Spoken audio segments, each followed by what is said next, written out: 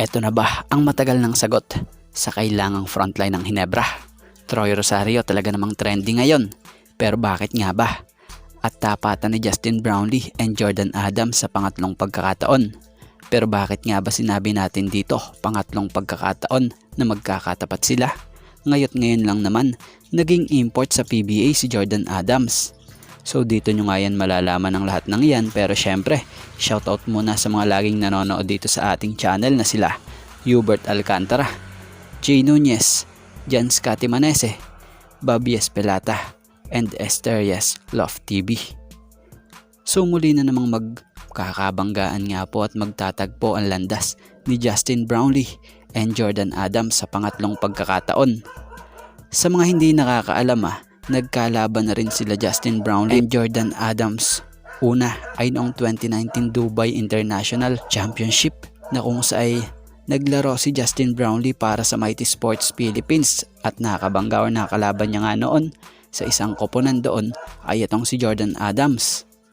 At yan nga ang unang pagkakataon. So sa pangalawang pagkakataon naman ay nung nagkalaban sila sa IBL na kung saan ay import ng Pelita Jaya. Etong si Brownlee at import naman ng Dewa. Etong si Adams.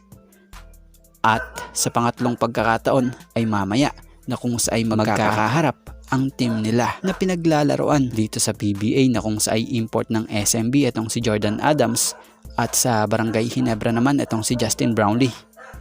So tingnan natin kung makakabawi na at makakakuha ng panalo ang Hinebra dahil yung unang game nila kontra Rain or Shine talo nga agad sila.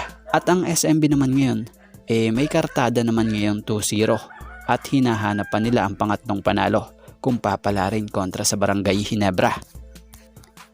At about naman dito sa trending ngayong pinag-uusapan na si Troy Rosario dahil sa nalalapit nito na pagtatapos na kanyang kontrata. So isa na namang mabigat na desisyon itong gagawin ni Troy Rosario dahil sa magiging unrestricted free agent na nga po ito next conference. At ayon pa sa balita, nakadepende ngayon ang nasabing manlalaro kung gaano kaganda ang offer na matatanggap niya sa mga PBA teams at maging sa liga sa labas ng bansa gaya ng mga B-League or KBL. So may mga matunog nga po sa ngayon na po ng may interest rito. At isa nga ay yung dati raw di umano nitong team na TNT. Pero hindi na din niya naman nababanggit ang posibleng pagbabalik niya sa TNT dahil nabalita nga na masama ang loob nito sa MVP Group di umano dahil may malaking pinagdadaanan si Troy Rosario noon panahon na bigla siyang itinraid sa Blackwater.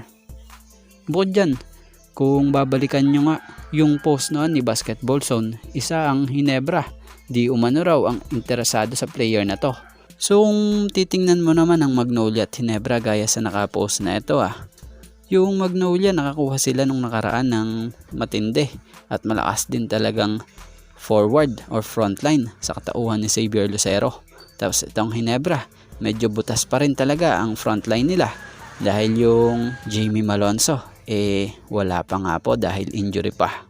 Tapos yung Ben Adamos hindi rin naman na ganong napaggagamit talaga. So sa tingin natin kung sakaling matuloy si Troy Rosario halimbawa sa Hinebra, magandang addition to para naman tumigas yung frontline nila at aasahan rin dito yung switch shooting ng former Gilas bigman na ito. So kayo ano opinion nyo kung sakaling matapos na ang kontrata ni Rosario? Saang team nyo siya nakikitang babagay na mapunta or pumirma?